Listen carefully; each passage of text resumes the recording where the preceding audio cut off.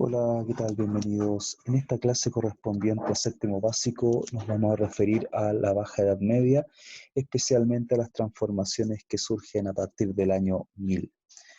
Dentro de los objetivos que vamos a trabajar en esta clase, nos vamos a referir a analizar las transformaciones que se producen en Europa a partir del siglo XII.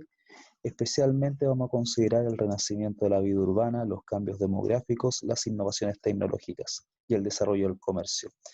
El surgimiento de las universidades y los cambios posteriores lo vamos a ver en otra oportunidad, en otra clase. Una de las características importantes de este periodo es que es una de las etapas que compone la Edad Media, y en este caso la Baja Edad Media abarca desde los siglos XI hasta finales del siglo XV, comienzos del siglo XVI.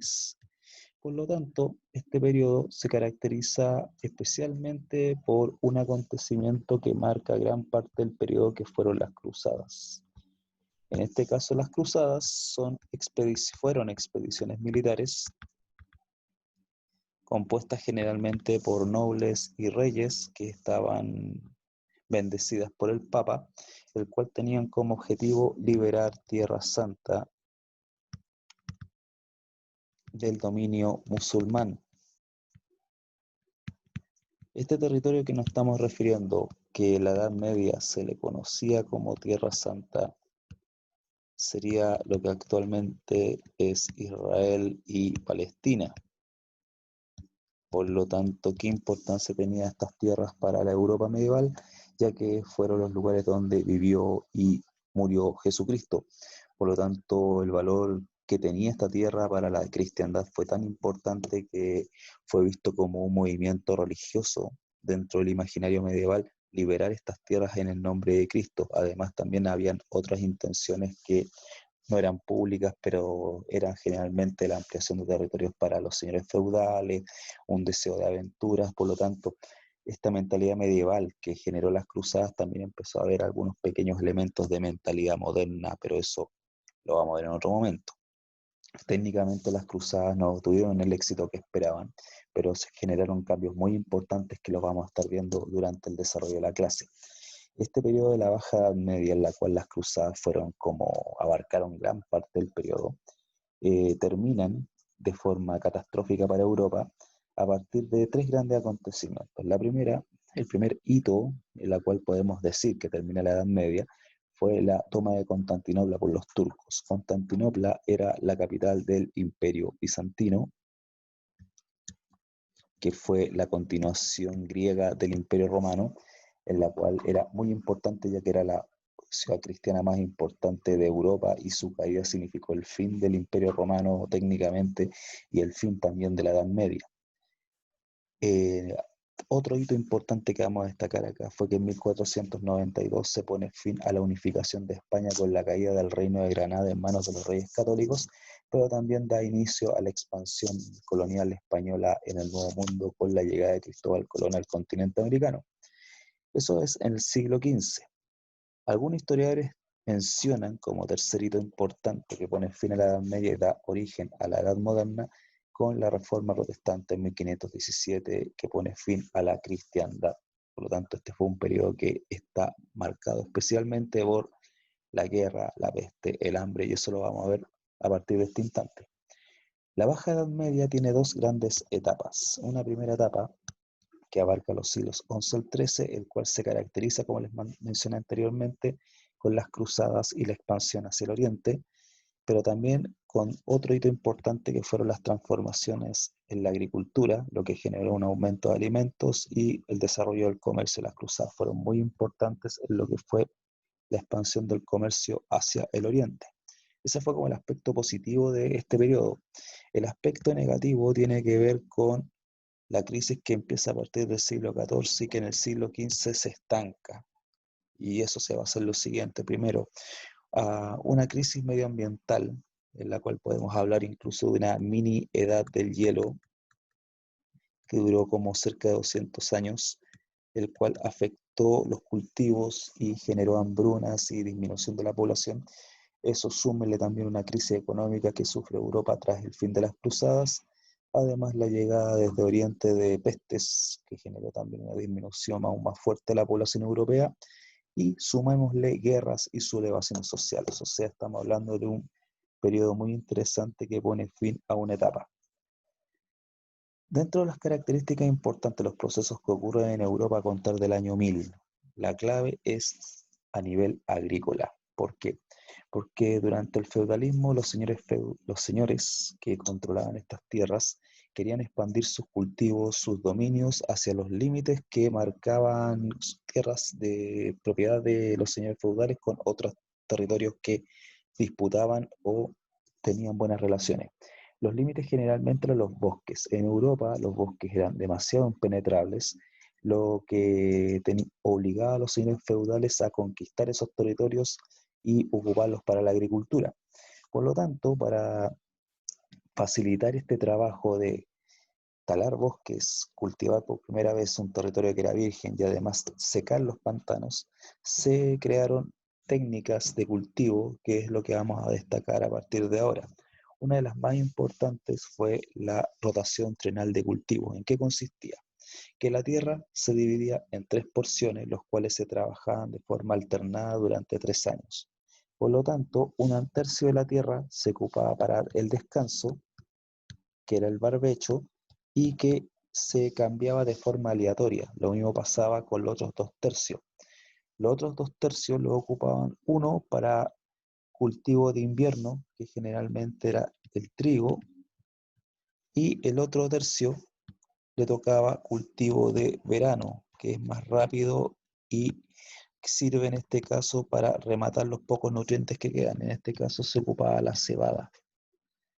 Por ende, si se cambiaba de posición durante 3 años y al terminar el plazo se volvía de nuevo al punto de partida. El cuento es el siguiente: estos cultivos permitieron ampliar el uso de la tierra de forma más racional y con eso nos evitábamos el tema de las pérdidas de cosecha por cultivar rápidamente. Y generalmente antes la tierra se cultivaba de forma semestral o bianual. Por lo tanto, si se perdían los cultivos durante 2 años, se aseguraba una bruna, pero brutal. Con estas nuevas técnicas agrícolas se ahorró un poco ese tema. Otros inventos que se desarrollan durante la Baja Edad Media, a contar del año 1000, fue los nuevos inventos que se crearon. Por ejemplo, el arado de vertedera de hierro. Era un arado en la cual se incorporaba una cuchilla de metal, el cual permitía labrar la tierra más profundamente y era ideal para terrenos duros, como por ejemplo los bosques. También otro invento es el arado de vertedera, lo voy a presentar acá. Otro invento de este periodo sería la collera, que se ve acá. La collera se utilizó especialmente a partir del año 1000 para enganchar más fácilmente el animal al arado y permitirle un mejor movimiento. Antiguamente les colocaban riendas a los animales y lo ataban directamente al arado, lo que les molestaba. Otro cambio muy importante fue que el reemplazo del animal. Durante la Edad Media se utilizó mucho el caballo en el cultivo de la tierra, pero los caballos no aguantaban, especialmente en el caso de las tierras duras, tuvieron que ser reemplazados por bueyes. Muchos de ustedes en la clase online que se hizo la semana anterior lo confundían con toros. La diferencia entre un toro y un buey es que el buey es un animal que se castra y se utiliza en este caso para la carga o en este caso para el cultivo. Otro invento que se crea durante la Edad Media era la rastra, que era una especie de rastrillo que se utilizaba como arado y que servía para alisar el terreno y preparar la siembra. Además también, gracias al contacto con los musulmanes, se utiliza el regadío y se introducen nuevos cultivos que antes no existían en Europa, como por ejemplo los cítricos. Y finalmente el uso del molino, que también viene del mundo musulmán, pero eso también fue utilizado por los señores feudales como una forma de obtener ingresos. ¿Cuál es la idea del molino?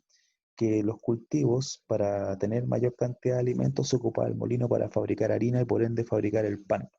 Los señores feudales ocuparon los molinos como una forma de obtener ingresos y varias veces eso significaba que se aumentara la dependencia de los campesinos al señor feudal. ¿Cuáles fueron los efectos de las innovaciones agrícolas? Primero, si ustedes se fijan, la población a comienzos de la Edad Media de Europa en el siglo VII era de 18 millones de habitantes. A contar del año 1000, con el inicio de las nuevas técnicas agrícolas, aumentó a casi 40 millones.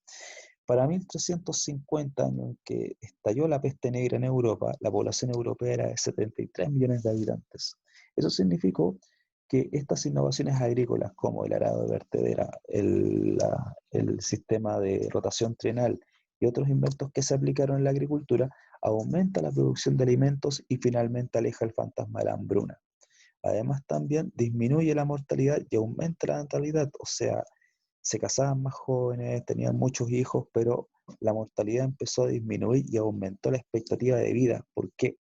Porque a comienzos de la Edad Media la expectativa de vida era de 30 a 35 años, y a esa edad eras viejo. En el siglo XIV la expectativa de vida llegaba a los 50, 60 años. Para los parámetros europeos de esa época era demasiado. Por ende, eso significó que los alimentos permitieron vivir más tiempo, ¿ya? Y además también aumenta la población europea. Además también estas transformaciones dentro del campo permitieron también transformaciones sociales. En este caso se produce un cambio en la forma de producción de los campesinos medievales, pasando de una economía de subsistencia a una de agricultura abierta y comercial. Los cultivos pasan a ser destinados a un comercio con otros territorios. En este caso, el comercio no se empleaba todavía la moneda, por lo tanto, fue un comercio de trueque. ¿Qué significa comercio de trueque? Comercio a través de especies. Comercio a través de especies. Por lo tanto, se utilizaban tierras o se utilizaban productos que de otros lugares que no existían en esta tierra que ellos cultivaban, y se intercambiaban estos productos. No había moneda aún todavía, no estaba desarrollado 100% el comercio durante el periodo feudal.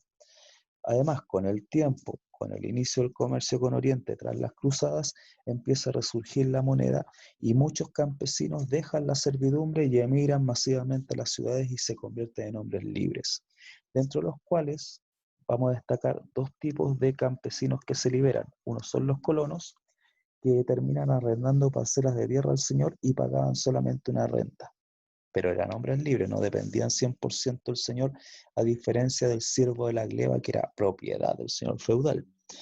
El segundo personaje que también se independiza, que sigue siendo campesino, sería el villano. La diferencia entre el villano y el colono era que ellos vivían en villas, eran residentes de villas, que eran pequeñas aldeas cercanas al castillo, y además eran pequeños propietarios, o sea, ellos tenían también sus propias tierras y subsistían con la producción que generaba su propia tierra. Por lo tanto, utilizaban esos recursos para comerciar. Podemos hablar en este caso que ya eran comerciantes con el solo hecho de vender sus productos. Eso es súper importante porque empieza a haber un cambio importante dentro de la sociedad. ¿Qué pasa cuando estos campesinos emigran a las ciudades? Con el desarrollo de la alimentación y el aumento también de la capacidad del campo para alimentar a más gente, empiezan a poblarse las ciudades y empieza a aumentar la población. Por lo tanto, se incrementa una necesidad de artículos de primera necesidad, como por ejemplo ropa y zapatos. Pero además también los que tenían mejores recursos podían darse el lujo de tener otro tipo de productos, especialmente copas, platos, utensilios. Eso significó el surgimiento y el fortalecimiento de grupos de personas especializadas llamadas los artesanos. Y para demostrar el poder que ellos tienen como grupo influyente, se organizaron en gremios, que son los gremios. Fueron grupos de trabajadores de un mismo oficio que poseían una reglamentación relativa al uso de materias primas, número de trabajadores, calidad y precio de los productos. O sea, ellos garantizaban que el trabajo de ellos tenía validez y castigaban a las personas que hacían este mismo trabajo sin su autorización. Por lo tanto, los gremios eran muy restrictivos, muy cerrados, y solamente había que dejar ingresar a muy pocas personas. Cada oficio artesanal tenía una jerarquía. Empezaba primero con el aprendiz. El aprendiz generalmente era niño, que lo tomaba el maestro, lo hacía vivir en su casa, comía dentro del taller y era netamente el aprendiz del maestro y aprendía en este caso el secreto del oficio. Con el tiempo, obteniendo mayor expertise, ¿ya? Este aprendiz se convierte en oficial y empieza a cumplir roles de confianza que le encarga el maestro. Una vez pasado un cierto tiempo, el oficial ya tiene todas las habilidades para independizarse del maestro titular y presenta un trabajo final, en este caso el gremio, el cual, si es aprobado, se independiza finalmente y pasa a convertirse en maestro. Por ende él tiene su propio taller y puede tener sus propios aprendices y oficiales. Por lo tanto, era todo un trabajo restrictivo que hacían los gremios para mantener la calidad de su servicio. Además, también con el comercio que empieza a desarrollarse entre Europa y Oriente, y que fue una brutal reactivación ya a larga distancia de este comercio medieval, empezó a haber mayor demanda de productos de lujo, como por ejemplo sedas, paños finos, gemas, o sea, piedras preciosas, especias y metales preciosos, provenientes generalmente del Lejano Oriente. Y cuando hablamos del Lejano Oriente estamos hablando de tierras como China, que en la Edad Media se denominaba como Katai, Japón, que en la Edad Media se llamaba Cipango, y la India. Estos eran los territorios, pero misteriosos, en la cual muchos comerciantes querían tener acceso a las riquezas que ellos tenían. Por lo tanto, todos estos productos provenían de dichas tierras, pero ellos no iban directamente a adquirirlas, sino que ellos llegaban, firmaban contratos con intermediarios que eran generalmente árabes. Por lo tanto, y aquí es muy importante esto, este contacto entre europeos y árabes, que fueron los intermediarios con el Oriente, le permitieron ciertos contactos culturales. O sea, hubo muchas cosas que los árabes nos legan a nosotros gracias a este comercio, como por ejemplo el uso de instrumentos de navegación como la brújula, el uso, por ejemplo, del compás, el uso del dinero en billetes, gracias a los chinos, que ellos manejaban ese tipo de dinero, y otras cosas más. Eso significó que el comercio entre Europa y Oriente fue una instancia de difusión cultural entre Europa, el Imperio Bizantino, el Islam y China.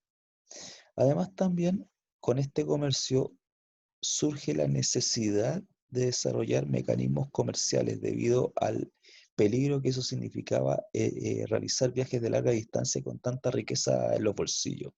O sea, la idea era evitar que se perdiera moneda. Por lo tanto, se creaban algunos instrumentos mercantiles como letras de cambio, préstamo de dinero a interés o contabilidad de doble columna, y además la banca. Vamos a destacar en este caso la letra de cambio. La letra de cambio sería como el equivalente a un cheque, en la cual yo con eso me evitaba llevar oro en grandes distancias, corriendo el riesgo que me asaltaran los bandoleros o perdiera toda esa riqueza invertida. Por lo tanto, yo tendría que hacer una letra de cambio en nombre de un banquero de una ciudad cercana, y yo solamente canjeaba esa letra de cambio en la ciudad vecina por el equivalente al dinero que yo estaba anotando. Por lo tanto, sería como un ancestro del cheque. El préstamo en dinero, en cambio, eran los intereses que cobraban estos comerciantes por el solo hecho de adquirir productos a crédito. Aquí se generó un conflicto moral debido a que la Iglesia Católica condenaba dicha práctica, ya que era visto como un pecado asociado a la usura. Pero eso no le importó mucho a los primeros capitalistas, por lo tanto, con el tiempo empezó a multiplicarse este préstamo de dinero a interés. La Iglesia siguió insistiendo de que esto era pecado, por lo tanto, prohibió a los cristianos realizar préstamos a interés, y esta práctica comercial quedó recluida a gente que no era cristiana. Por lo tanto, algunos banqueros importantes no eran cristianos, eran de religión judía. Por lo tanto, si yo quería hacer un préstamo comercial o pedir un dinero extra, no lo podía hacer con otro cristiano porque la iglesia me lo prohibía, era visto como un pecado. Tenía que ir donde un judío, tenía que ir donde un musulmán, el cual ellos tenían el control del banco en ese momento. Y hablando de bancos, el concepto banco también surge durante la Edad Media. El nombre lo dice. Se instalaban los cambistas o personas que cambiaban dinero se instalaban con bancos en las plazas públicas, colocaban el dinero, colocaban una pesa y hacían intercambios comerciales. Cuando el banco no tenía dinero, se declaraba en quiebra. ¿Qué significaba eso? Que se tomaba el banco y se destruía públicamente, delante de todos, como para saber de que ese banquero ya no era confiable y que había quedado en la ruina.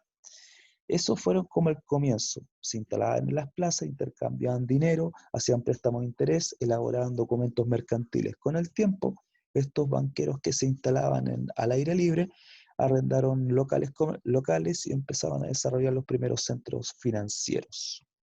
Además, también en Europa empieza a desarrollar una actividad comercial muy interesante en la cual desde el oriente, donde se encontraban las riquezas que llegaban desde China, Japón y la India, empezaron a llegar a Europa y empezaban a surgir dos grandes centros comerciales o dos grandes polos, ¿ya? El primer polo estaba concentrado en Italia, donde estaban los principales puertos de acceso a los productos orientales, como por ejemplo Génova, Venecia, en la cual llegaban todos los productos de Oriente. Una vez en Italia, estos productos eran elaborados y cruzaban el continente europeo hasta el norte, donde se encontraban los grandes centros productores de Flandes, que sería la actual Bélgica. Y desde Flandes los productos iban hacia otras regiones de Europa.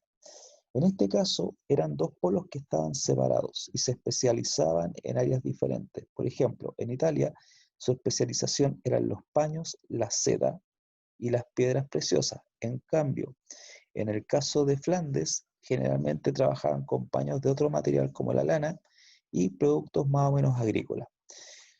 Se juntaban cada cierto tiempo en un lugar de Francia que se llamaba Champaña para elaborar ferias, y se realizaban ferias que eran itinerantes, no solamente en un lugar específico, sino que en varias ciudades durante mucho tiempo.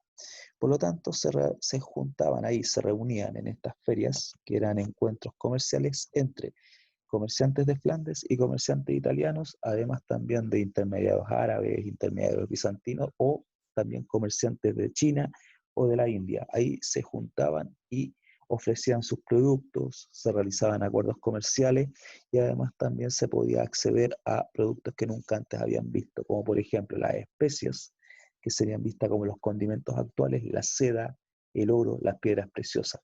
Además también eran lugares de encuentro cultural porque llegaban gente que contaba historias demasiado fantásticas sobre dichos lugares, lo que generó un amplio interés por conocer estas nuevas tierras.